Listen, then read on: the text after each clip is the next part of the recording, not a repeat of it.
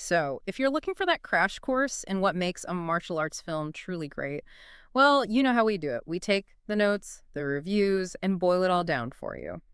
Today, our mission is figuring out what it really takes for one of these films to, stand out from the pack. It's a crowded field. It really is. Yeah, just having cool fights isn't quite enough anymore, is it? Yeah. So we're doing a deep dive today on a specific Thai film from 2008 called Chocolate. You might also see it listed as Zen the Warrior Within. Ah, okay. And this one's got pedigree, right, from the director of On Bak. Exactly, Prajay Pengo. So, the expectations were huge, and the critics, they jumped on it straight away, calling it a sweet, brutal, and bloody treat. Wow. Okay. Sweet, brutal, and bloody. That's a lot to live up to. So a film like that, it needs the jaw-dropping action, obviously, but it also needs heart, something to make you care. Our job here is to unpack how Chocolate actually managed it, especially with its kind of unique story structure and, well, a really unconventional main character. Yeah, absolutely.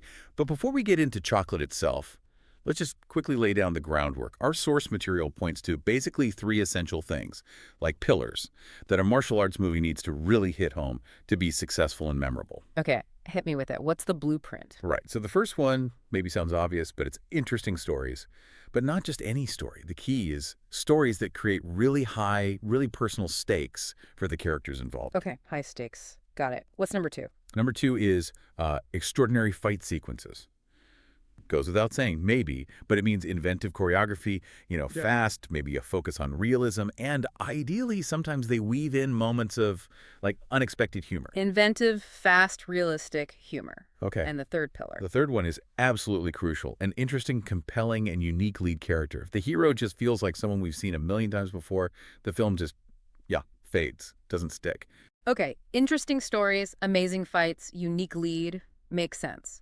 But I want to push back a bit on that first one. Interesting stories. Isn't that true for, any good movie? What makes it a specific pillar for martial arts films, according to the sources? That's a fair point. It's about how the story creates those stakes, and often where the conflict comes from. In Chocolate, for instance, it doesn't start with, long training montage or something simple. It throws you right into this really gritty situation. We're in an unnamed Thai city. There's this tense standoff happening between two rival drug gangs. Right away, it's about territory, distribution, external criminal stuff driving the plot. Okay, so the personal stakes emerge from that criminal underworld backdrop. That does feel different. And we meet Zin, right? She's linked to the time mob boss. Yeah, girlfriend or associate, something like that. And then there's Masashi, who's a Japanese gangster, part of the rival group. High tension from the get-go. Definitely. And the immediate conflict gets resolved, sort of, when Masashi agrees to pull back his operations locally. But there's a but coming. Of course. The real drama kicks in because Zin and Masashi, well, they start an affair. That's not going to end well in that world. Not at all. Yeah. When the boss finds out, the consequences are pretty severe. Both Zin and Masashi are banished. He has to go back to Japan.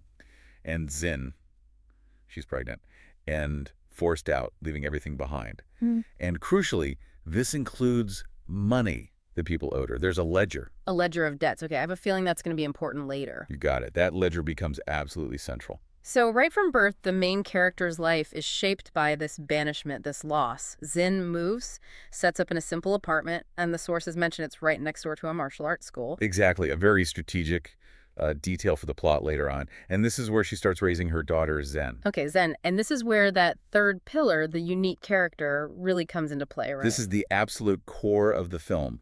Then, the daughter, played by Gigi Yanin. She's diagnosed as autistic.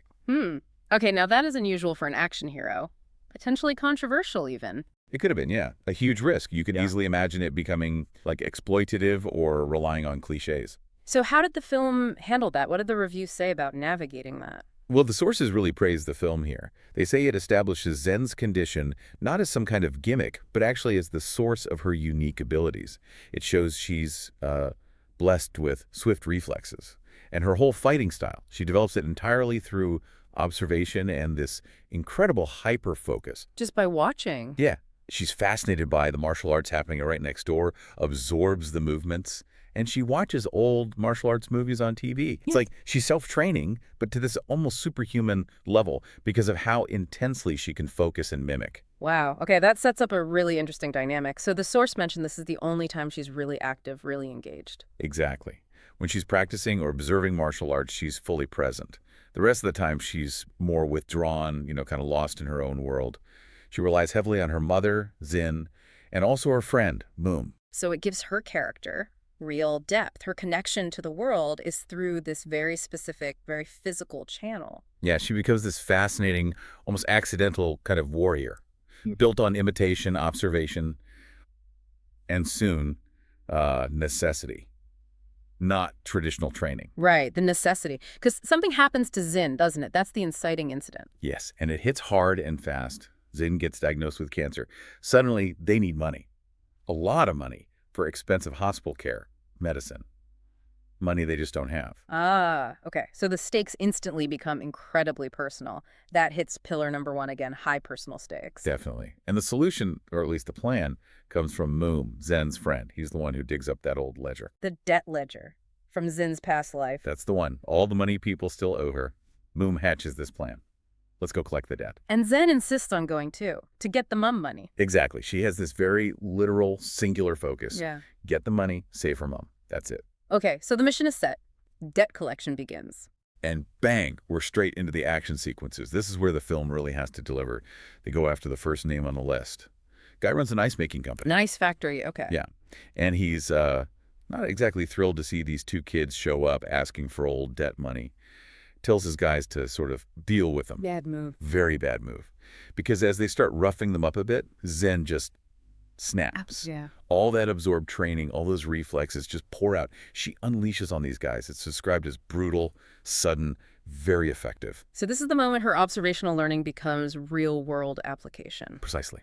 And what the reviews really seemed to love was how the film makes you believe it. Yeah. It sells this pretty unusual premise through the sheer commitment to the performance and the execution of the action. Zen's drive, just collecting that debt for her mom, propels everything. And the actress, Gigi Yanin, is absolutely key. Yeah, the reviews called her performance superb, right? Yeah. Conveying the isolation, the determination, very naturally. Exactly. It grounds all the crazy action. Without her pulling that off, the whole concept could have just fallen flat, felt silly. But it didn't, because the performance worked, and crucially, the action itself delivered. That second pillar, extraordinary fight sequences. Oh, yeah. The action is consistently called excellent, top-tier stuff. And the sources make a point of emphasizing the raw feel.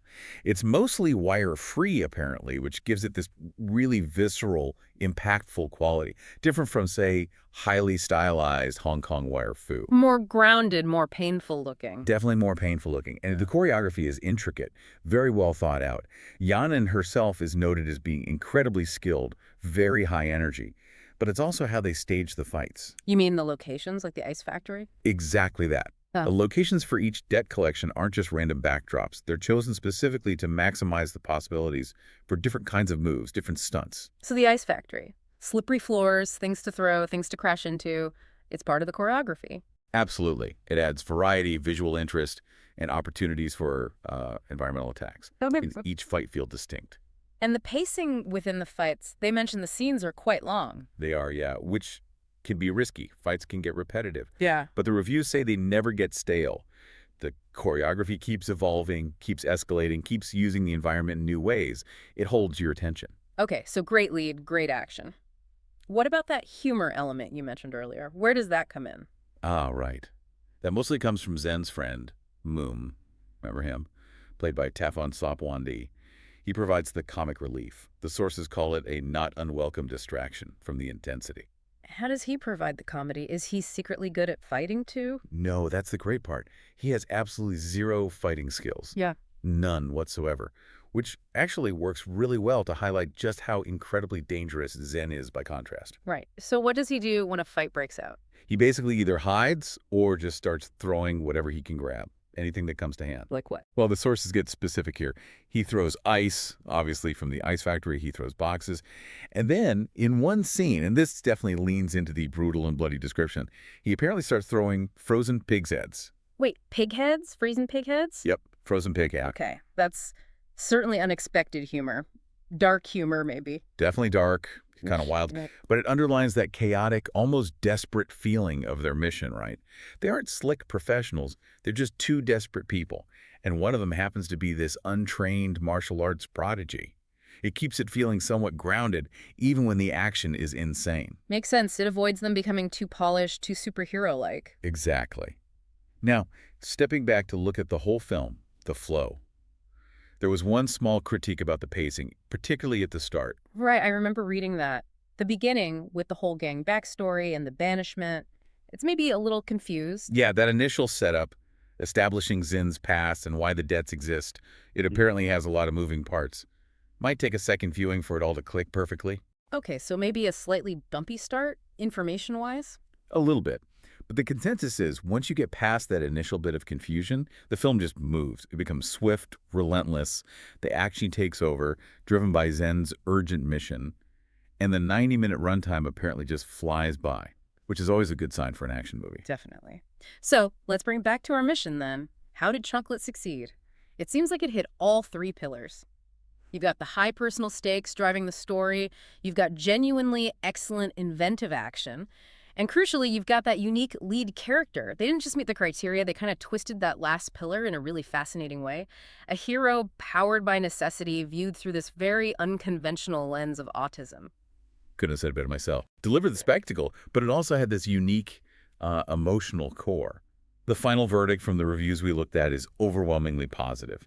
An overall highly entertaining film, excellent martial arts sequences, and truly interesting central character that manages to avoid the potential pitfalls of its really ambitious premise. So, unequivocally recommended viewing for martial arts fans. Without a doubt, yeah. Okay, so let's leave our listener with a final thought here. If we connect this back, the whole engine of this story is really driven by something universal, right? This desperate need to care for a loved one, that's the fuel. It makes you think. When that kind of raw desperation meets a truly unique skill set, maybe developed under unusual circumstances, Yeah. what kind of hero emerges? What are they really capable of when pushed to the absolute limit? Something to chew on. You now have the full breakdown on why Chocolate is definitely worth seeking out.